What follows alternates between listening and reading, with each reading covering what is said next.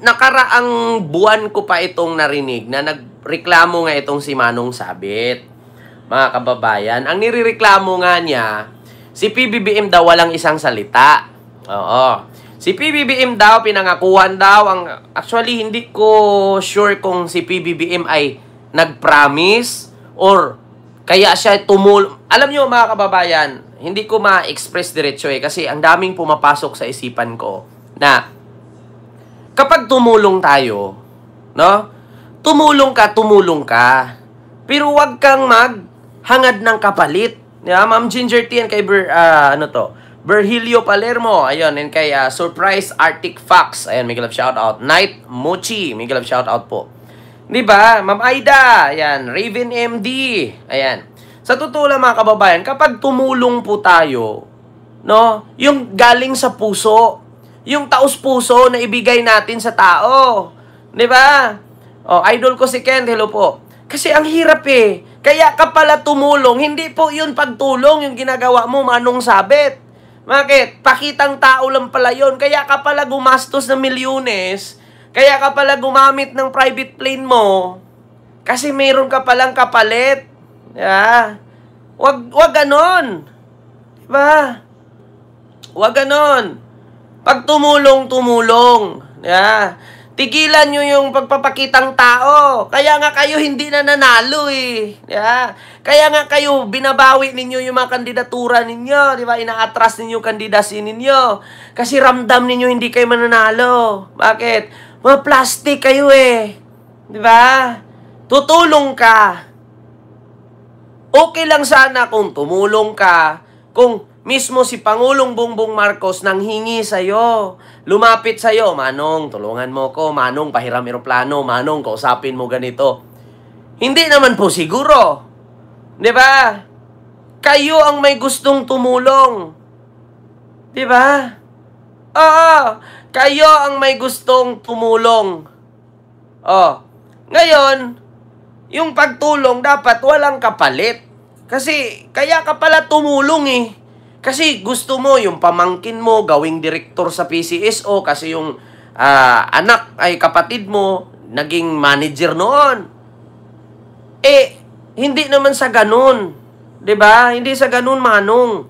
Tapos ngayon kung ano-ano na sinasabi mo, wala yan, yung presidente nating ganyan. Bakit? Kaya ako umalis sa kanya. Ito, maraming butas dito si Manong Sabit eh, mga kababayan. Ito, unahin ko sa inyo ha. Sa totoo lang, kung kayo may kalayaang magsalita, bigyan nyo din po kami ng kalayaang mag-react. Ha? Bigyan nyo din po kami ng kalayaang mag-react. Wait lang po ha mga kababayan. Ito.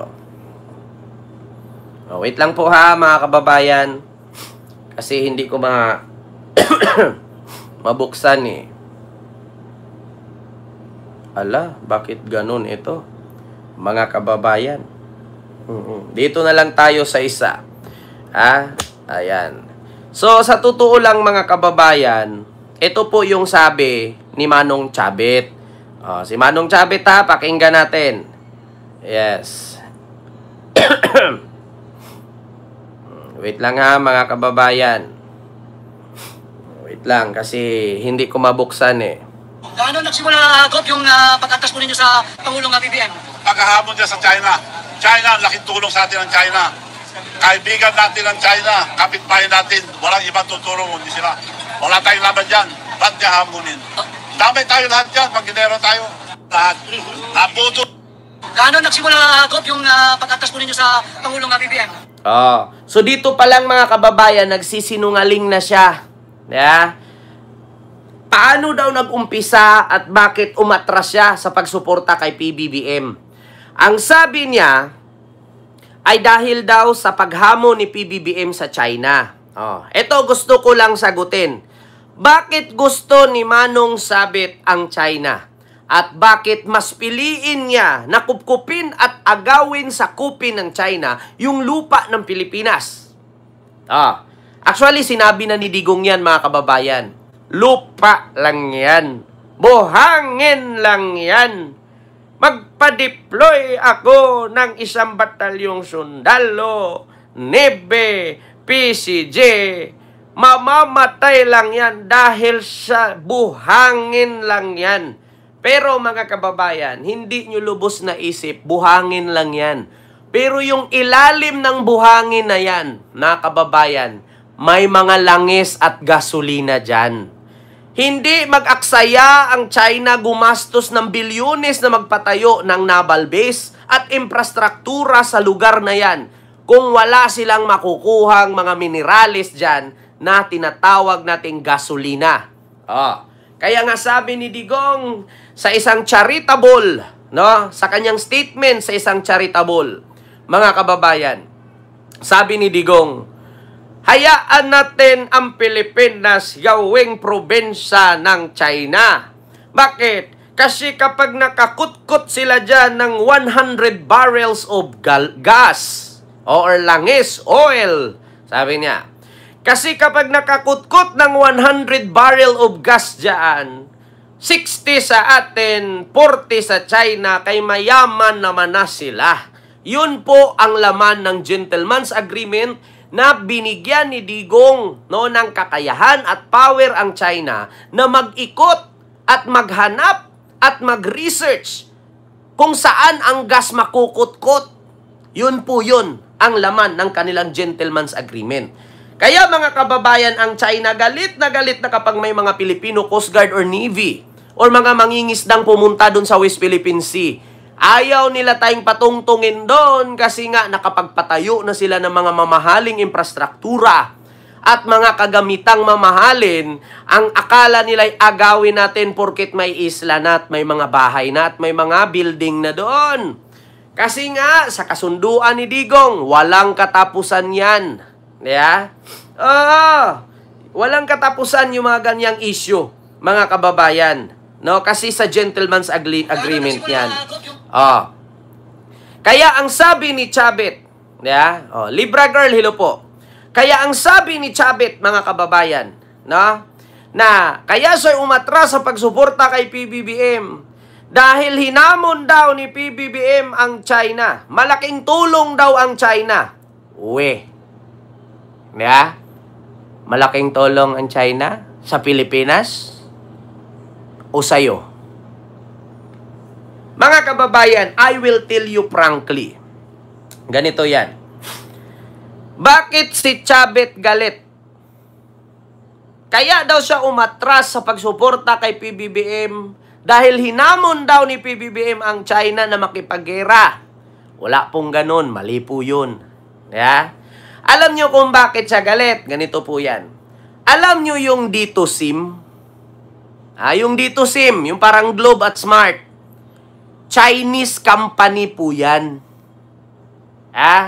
Yung Dito SIM na yan, isa po si Chabit sa shareholder dyan. Yan po ay gawa sa China. Yan po ay telecompany o telecom company mula China. Hindi po natin alam kung yung Dito SIM na yan ay inaway na ng China or di kaya binitawan na ng China. Malaki na kasi na-invest ni Chabit dyan. Kaya mga kababayan, sobrang galit po ni Manong. Kasi kapag hindi po pinirmahan ni PBBM yung panukala ni Amy Marcos, may batas si Marcos Amy ngayon na ginawa na lahat dapat ng internet sa Pilipinas ay gayahin ang ibang bansa. Huwag na tayong manatili sa bulok daw na sistema na mabagal na internet. Ngayon mga kababayan, kung aprubahan ni PBBM yan, pagkakakitaan lang tayo na mga may-ari na mga internet na yan, isa na ang Dito SIM na may connection kay Chabit. Yun po ang katotohanan kung bakit siya galit. Hindi po totoo. Approve na po, Sir Kent. Hindi pa po yata, Sir Elijah. Baka ibibito pa ni PBBM yan. Di ba? Ang Globe kasi, mga kababayan at Smart, Philippine made kasi yan. Oo, nangungutang tayo sa Singapore at sa China, pero gawang Pinoy.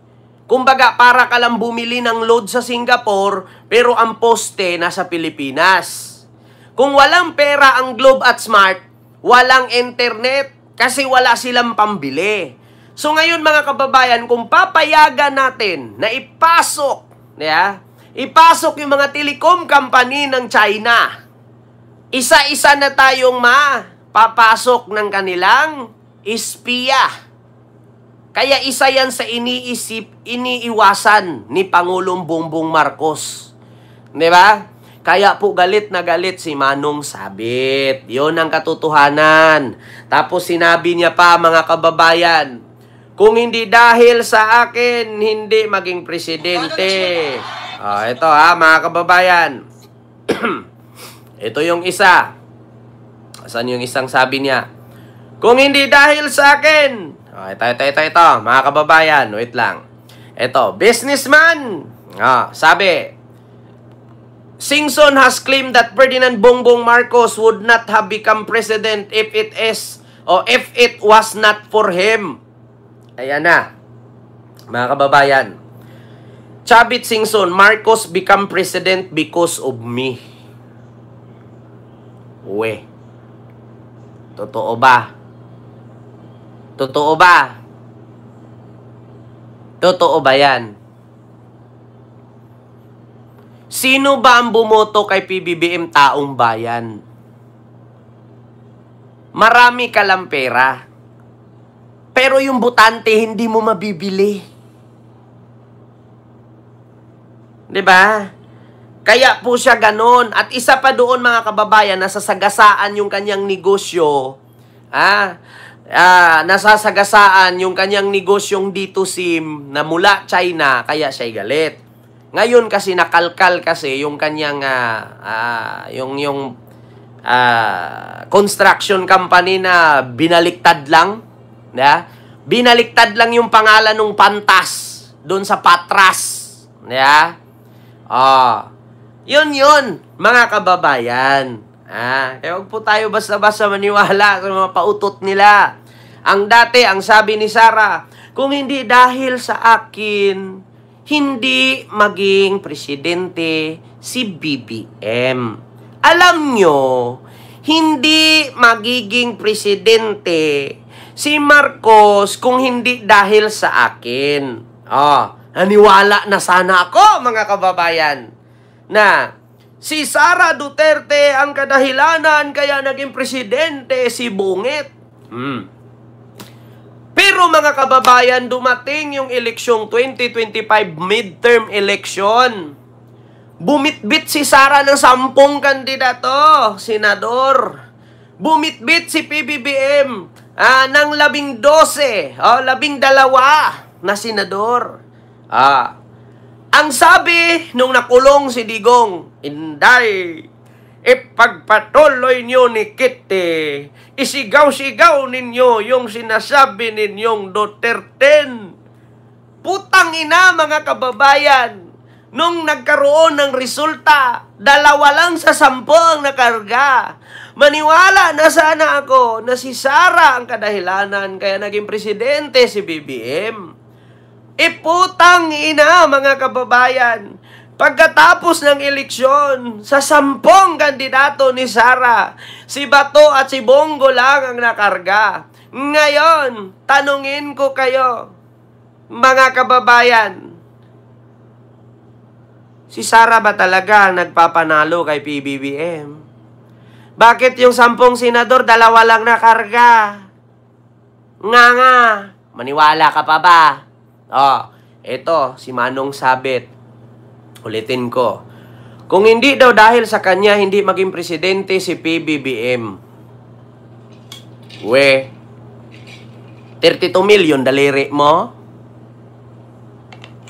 Umatras ka nga pagiging kandidato sa eleksyon ng midterm election kaya hindi mo kaya eh. Diba? Kasi alam mong tagilid ka eh. Taong bayan nagpapanalo kay Marcos Jr. 32 million ang bumoto sa kanya, wala kang kinalaman dun. Kasi higit sa lahat, hindi naman ang hingi si Bungit sa'yo ng tulong. Ikaw ang voluntaryong tumulong. Ngunit yung pagtulong mo, kasinungalingan pala. Kasi may kapalit. Diyos ko, Marimar. Diba? Yun, mga kababayan. Di ko na masyadong habaan yung patungkol dyan kasi alam nyo po yan. Diyos ko, hindi nyo kailangan ng pulgadera, eskwala, tip measure, ano pa, tuntun, or tawag dito, submitter. Hindi nyo kailangan ng ganun ang gamitin, mga kababayan. Isang example lang. Hindi po si Chavit ang kadahilanan kaya nanalo si BBM. Taong bayan ang bumuto kay Marcos. Pati kay Sara, hindi po dahil kay Sara nanalo si BBM. Kasi napatunayan na po natin na 10 kandidato binitbit niya, 2 lang nakarga. Paano kayo maniniwala dyan? Sige nga. So hindi sila. Mga sinungaling, mga self-proclaim naman kayo. Baka sa sunod na panahon kapag may bagyo, hindi nyo aangkinin. Pero pagkayabangan, inaangkinin nyo. Diba? Sunod.